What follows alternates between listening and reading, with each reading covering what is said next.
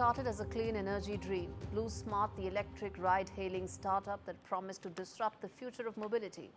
But the wheels are now coming off. Blusmart is reportedly exiting its core business, shifting from building a platform to simply supplying cars for rival Uber. But the real shock lies beneath the surface. SEBI has dropped a bombshell.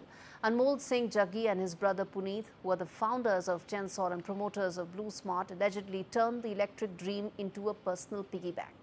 EV loans worth nearly 1,000 crore rupees meant to electrify India's roads were instead rerouted through shell companies, layered transactions to purchase a 43 crore rupee luxury flat at the Camellias. 200 crore still remains unaccounted for. That isn't all. On your screens are exactly where all that money was spent. 26 lakh rupees for a golf set, 3 crores to a spouse, 6 crores to mother. What was meant to power electric cars is now powering their elite lifestyles. SEBI's interim order is damning, calling the brothers' actions a gross abuse of public funds.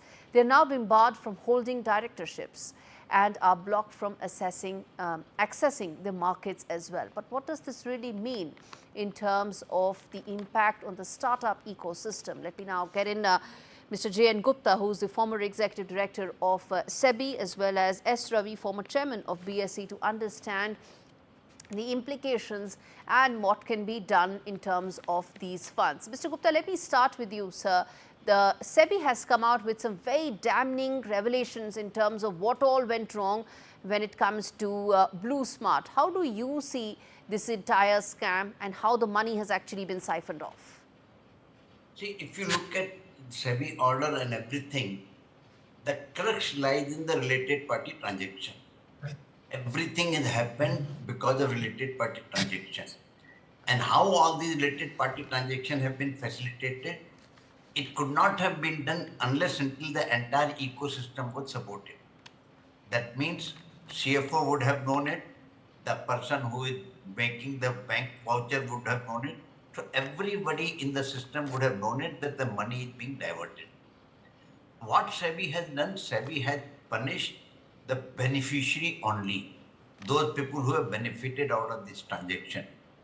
But I would say, in order to stop anything like this, you got to get to those people also who have been facilitating this transaction. I agree that it is becoming it will become difficult that the person who is subordinate to the boss or promoter or something would have courage or spine to say, I will not do it.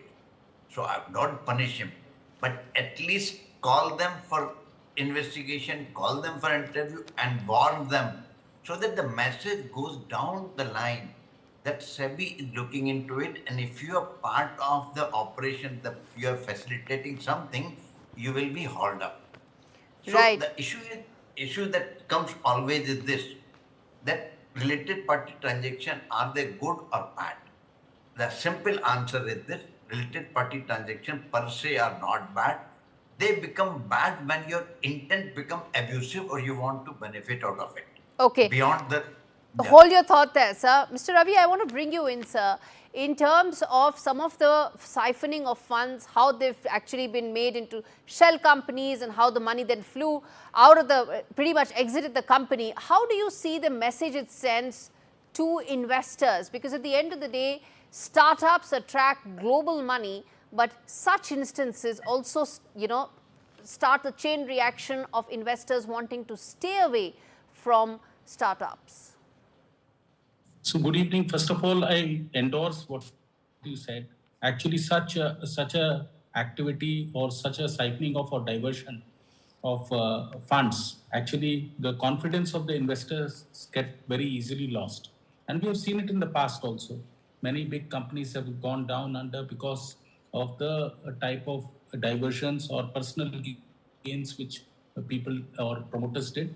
It caused a lot of concern to the investors. Here is one case where the investors will lose confidence. They will also relook at all the future options of various other companies in which they are supposed to invest. And also, it brings bad name to the Indian governance system, which is prevalent. And as Mr. Gupta very correctly stated, related party transaction becomes questionable, though most of them are genuine. Mr. Ravi, But, what is you know, related such- party transaction? If you could explain that to our viewers in simple terms, because they may not know the finances that go behind it, but they all would be wondering what happens to the startup ecosystem. So related party, just to give an example, somebody buys a house out of the money of the funds for which it was not given. For example, in this case, 900 crores was taken from IREDA and PFC for a particular utilization. But I take the money out and use it for personal, for example, building a house, residence, whatever, or a flat, and I just take it out. So it becomes a related party transaction, which is not adding value to the business, and it is not part of the business plan which is being projected to the institutions and the investor. So it is something that has been away from the business, Okay. but it is for a personal gain. Okay, But- that's I but think what most happens, related important. party- Yeah, that's correct. At the end of the day, it is such particular instances that erode confidence and also bring bad name when it comes to entrepreneurship as well as the overall startup ecosystem. Mr. Gupta, then let me ask you in terms of checks and balances. At the end of the day, of course, there are elaborate governance norms, there are elaborate mechanisms, but if there are not enough checks and balances, such instances come to light, raising the issue of entrepreneurship getting a bad name. See, there are no dearth of checks and balances. There are enough checks and balances, and we can put 10 more checks and balances. But the problem is the people who have to enforce the checks and balances do not do it. You can make a law, but you cannot enforce the law by holding the neck of the person. See, SEBI or policeman or anybody cannot be sitting in each and every boardroom holding the independent director by the neck, or auditors by the neck, or secretarial audit by the neck, or CFO by the neck. The responsibility is with these people to ensure the checks and balances Right. are followed. Problem is that I failed to do my duty. Now, if I fail to my duty, why I fail? I either fail because of ignorance, or because of complicity, or because of fear. All three are bad. So most of the time it happens, either I am a complicit or I am fearful. It is rare that it is the ignorance, because all the directors who are there, they are all well educated.